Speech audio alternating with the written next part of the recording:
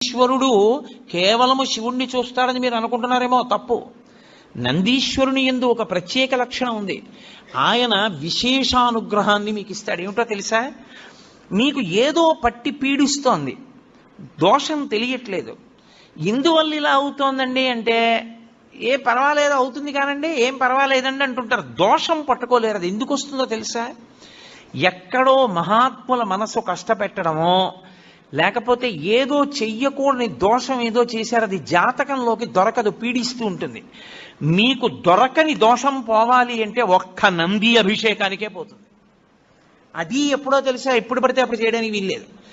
త్రయోదశి నాటి సాయంకాలం శివాలయంలో శివలింగానికి పొద్దున్న అభిషేకం అయిపోతుంది కాబట్టి అలంకారం చేసేసి రుద్రాధ్యాయంతో నందీశ్వరుడికి అభిషేకం చేస్తారు. అభిషేకం చేసి నంది మూర్తిని అంతటినీ కడిగి